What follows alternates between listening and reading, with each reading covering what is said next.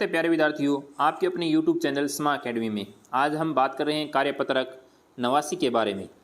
गुणनखंड और सार्वगुणनखंड को समझ सकें। पहला प्रश्न, नीचे दी गई संख्याओं के सार्वगुणनखंड ज्ञात करें। अपने पास एक उदाहरण दिया गया है 22 और 28 का सार्वगुणनखंड, यानी 22 का गुणनखंड और 28 का। तो 22 का जैसे 1 2 का भाग जाता है, 11 का जाता है, 22 का जाता है। इसी तरीके से 28 में 1 का जाता है, 2 का, 4 का, 7 का, 14 का और 28 का भाग जा रहा है। तो इनमें सार्वगुणनखंड का मतलब होता है जो समान गुणनखंड है। तो इन दोनों में 1 और 2 यानी समान गुणनखंड है, इसलिए इनके ऊपर क्या किया गया है, इसे गोला किया गया है। तो अपन बात करते हैं 50 और 120 के सार्वगुणनखंड। 56 और 120 के। तो 56 का 1 2 4 7 8 यानी इसके सार्वगुणनखंड है। 120 का 1 2 3 4 5 6 8 10 12 15 20 30 इस तरीके से आगे 40 60 120। तो इनके जो सार्वगुणनखंड है वो कितने हो गए, जैसे 1 2 4 और 8 ये इनके सार्वगुणनखंड है। इनके ऊपर अपने ने यानी ऐसे गोला कर रखा है। अगला है 15 और 35 का। तो 1 3 5 है, 35 का हो जाएगा 1 5 7। तो इनके सार्वगुणनखंड है वो यानी क्या हो जाएगा 5। अगला है 35 और 50 का। तो 35 का हो जाएगा 1 5 7, 50 का हो जाएगा 1 2 5 10 और 25 और 50। तो इनका सार्वगुणनखंड क्या है 5 है। तो 5 पे इनको सर्किल कर दिया गया है। नीचे दी गई संख्याओं के सार्वगुणनखंड ज्ञात करें, यानी 4 8 12 का। तो 4 का 1 2 4 होता है, 8 का 1 2 4 8 होता है, 12 का 1 2 3 4 6 12 होता है। तो सार्वगुणनखंड इनका हो गया 2 और 4, यानी 2 और 4 इनका क्या हो गया सार्वगुणनखंड हो गया। फिर है 9 24 और 54 का। तो 9 का 1 3 9 होता है, 24 का 1 2 3 6 8 12 हो जाता है, और 54 का 1 2 3 6 9 और आगे और भी होते हैं। यानी इस तरीके से इनका सार्वगुणनखंड क्या अपने को सार्वगुणनखंड याद करना है, तो इसका हो जाएगा 13।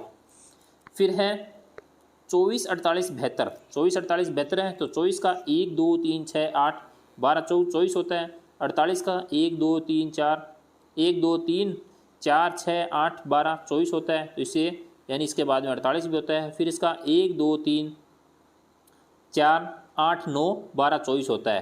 तो इनमें एक और होता है, यानी कितना होता है 4। तो 4 क्या होगा सभी में होगा, यानी 4 का भी भाग सभी में जाता है। तो एक यहाँ पे आपको 4 और लिखना है। तो इसलिए इनके जो क्या हो जाएंगे सार्वगुणनखंड, यानी सारे के सारे इसके सार्वगुणनखंड है। यानी जहाँ तक यानी इसका 24 तक भाग जा रहा है तो इसके सारे के सारे सार्वगुणनखंड है। आप सभी को इनको क्या करना है अपने को, यानी इस तरीके से सर्किल करना है सभी को। यानी इस तरीके से कर देता हूँ, सभी को सर्किल करना है, सभी के सभी इनके सार्वगुणनखंड है।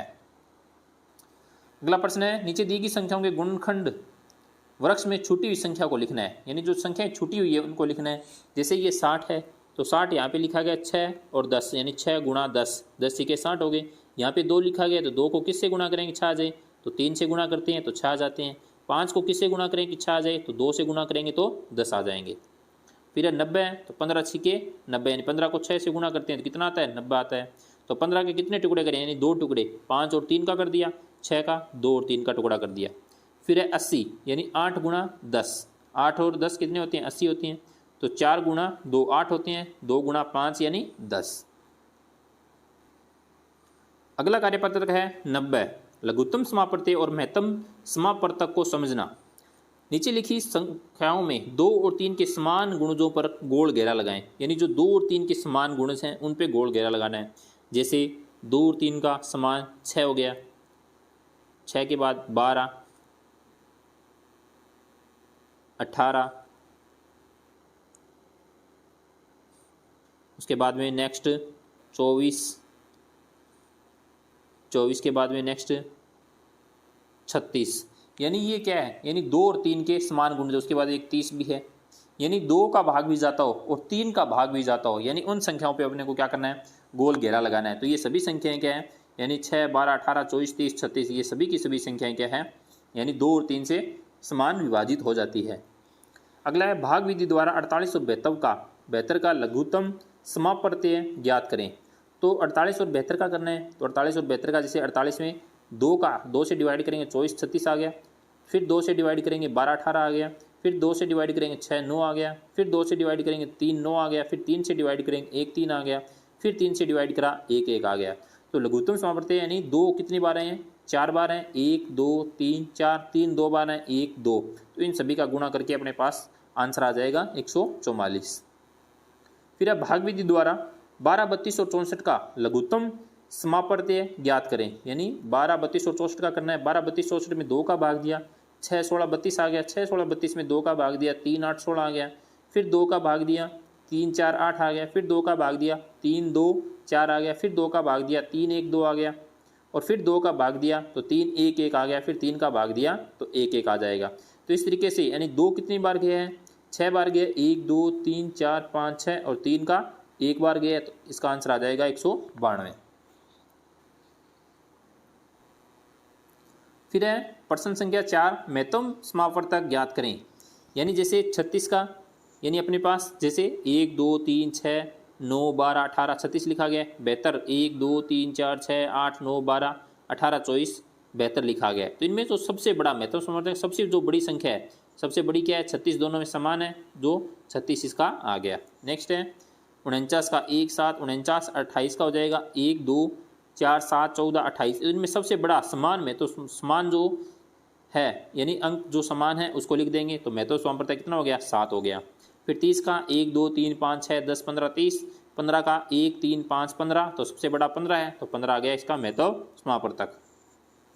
नेक्स्ट है 25 और 50 का। 25 का हो जाएगा 5, 25। 50 का हो जाएगा 1, 2, 5, 10, 25, तो सबसे बड़ा क्या है, 25 है, तो 25 का महत्तम समापवर्तक हो जाएगा।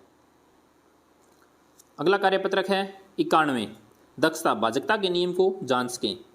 भाजकता के नियम यानी 4 की भाजकता का नियम क्या है, अंतिम 2 अंक 4 से विभाज्य हो, यानी अंतिम 2 अंक है वो 4 से विभाजित होने चाहिए, तो ये 4 का भाजकता का नियम है। नेक्स्ट है 9 की भाजकता का नियम, तो अंकों का योग 9 से विभाज्य हो, यानी जो सारे अंक दिए गए वो 9 से क्या होने चाहिए, विभाजित होने चाहिए। फिर है 11 की भाजकता का नियम, सम स्थान के अंकों का योग व विषम स्थान के अंकों का योग या तो 0 हो या फिर 11 से विभाज्य होगा, यानी क्या तो 0 से होना चाहिए या फिर 11 से विभाज्य होगा, भाजकता का नियम है। अगला है निम्नलिखित निम्न कौन सी संख्या 10 से विभाज्य होगी। यानी जैसे 300 है तो ये 10 से विभाजित है, तो हाँ। 960 तो ये विभाजित है, हाँ। 107 नहीं है तो इसमें क्रॉस लग गया। नेक्स्ट है 1270, तो इसमें राइट, हाँ। 1809 नहीं है तो इसमें क्रॉस है। 800 में यानी सही है, तो इसमें आ जाएगा हाँ। उसके बाद में 45,205 में इस यानी नहीं जाता है तो नहीं आ जाएगा। फिर 33,500 में हाँ। फिर 83,457 में नहीं है, तो इसका मतलब इसमें भाग 10 का नहीं जाता। फिर निम्नलिखित संख्याएं, निम्नलिखित कौन सी संख्या 2 से विभाज्य होगी, यानी जिसके अंत में क्या हो, 0, 2, 4, 6, 8 हो, वो संख्याएं 2 से विभाजित होगी। जैसे इसके अंत में 2 है तो ये हाँ, इसमें 4 है तो हाँ, इसमें 1 है तो इसका मतलब नहीं। उसके बाद में ये है तो इसमें क्या हो जाएगा, हाँ। 6 है तो हाँ, 1 है तो इसका मतलब नहीं है, 1 है इसका मतलब नहीं। 2, 0, 6, 8 होना चाहिए, 2, 0, 4, 6, 8 होगी तो 2 से विभाजित होंगी। फिर है 5 का नियम है, जिसके अंत में 0 हो या फिर 5 हो तो वो संख्याएं क्या हो जाएगी, 5 से विभाजित होगी। तो देखो 0 किसके अंत में है, एक तो ये 0 है, यहाँ पे ये विभाजित हो जाएगी। 5 इसके अंत में ये विभाजित हो जाएगी, इसमें 0 है ये हो जाएगा, इसमें 5 है, इसमें 0 है, इसमें 5 है, तो ये सारी संख्याएं विभाजित हो जाएगी। कौन सी बच गई, एक तो ये संख्या बच गई, एक ये बच गई और एक ये, यानी इनके अंत में क्या नहीं है, 0 नहीं है और 5 नहीं है, तो ये विभाजित नहीं होगी। निम्नलिखित में से जो कथन सत्य है उसके सामने सही का निशान लगे, जो कथन असत्य है उसके सामने गलत का निशान लगाना है। यदि कोई संख्या 5 से विभाज्य है तो वह 10 से भी विभाज्य होगी, ये सही नहीं है। यानी कोई संख्या 5 से विभाज्य है 10 से विभाजित होना जरूरी नहीं है, तो इसका मतलब ये क्या है, गलत है। यदि कोई संख्या 6 से विभाज्य है तो वह 9 से विभाज्य होगी, ये भी सही नहीं है, गलत है। यदि कोई संख्या 8 से विभाजित हो रही है तो वह 2 और 4 से विभाजित होगी, हाँ ये सही है। यानी 8 से जो विभाजित हो रही है वो 2 और 4 से विभाजित होगी, तो ये राइट है। प्रश्न संख्या 6, विभाज्य के नियमों के आधार पर जांच करके बताएं। यानी जैसे 824 इसमें किस किस संख्या का भाग जाता है, तो 824 में 2 का जाता है, 4 का जाता है, 8 का जाता है। इसी तरीके से 625 है तो इसमें सिर्फ 5 का भाग जाता है, यानी 5 पे राइट लगा, बाकी में क्रॉस है तो 5 का भाग जाएगा। फिर 529 में है, 529 में इन संख्याओं का किसी का भी भाग नहीं जाता। 121 है, 121 में 11 का भाग जाता है।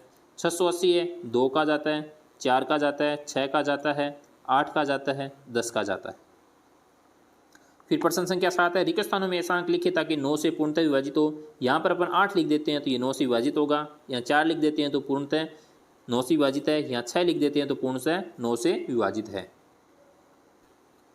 अगला है आकलन 14, अगर आप चैनल पर नए हैं तो प्लीज़ चैनल को सब्सक्राइब जरूर करें, बेल आइकन को अवश्य दबाएं ताकि आने वाली वीडियो की नोटिफिकेशन आप तक पहुंचते रहें।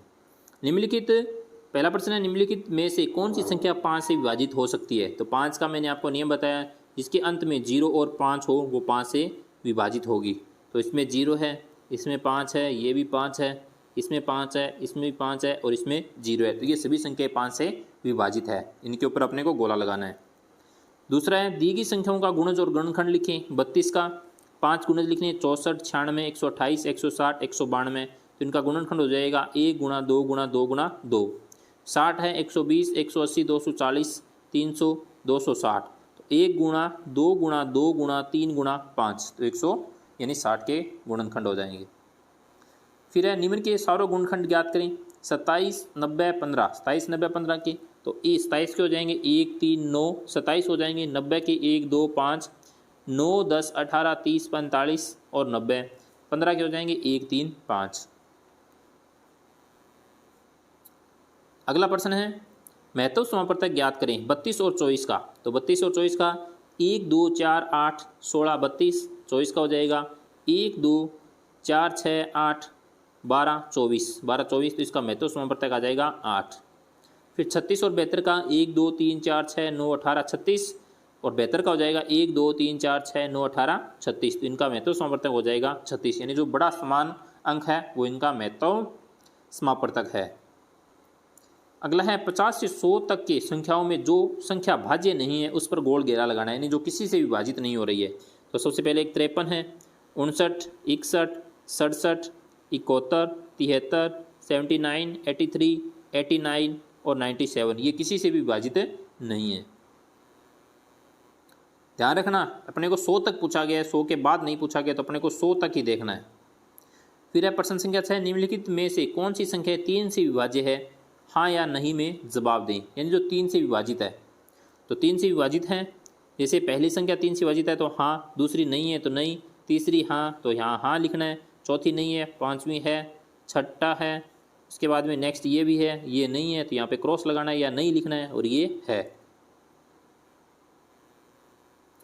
प्रश्न संख्या 7, नीचे दी गई संख्याओं का गुणनखंड लिखें और बताएं कि दी गई संख्या भाज्य या अभाज्य है। तो पहले बात करते हैं भाज्य और अभाज्य की। 48 क्या है, भाज्य है। 35 भी भाज्य है। 63 भी क्या है, भाज्य, यानी सभी इसमें भाग जाता है। तो 57 भी भाज्य है। तो किससे विभाजित है, जैसे 2, 4, 8, 6, 8 से विभाजित है, 5, 7 से विभाजित है, 3, 3, 7 से विभाजित है और 3, 19 से विभाजित है। तो सभी संख्या विभाजित है, तो इसका मतलब क्या है, ये सभी भाज्य है। तो आपका लास्ट तक देखते रहने के लिए आपका धन्यवाद।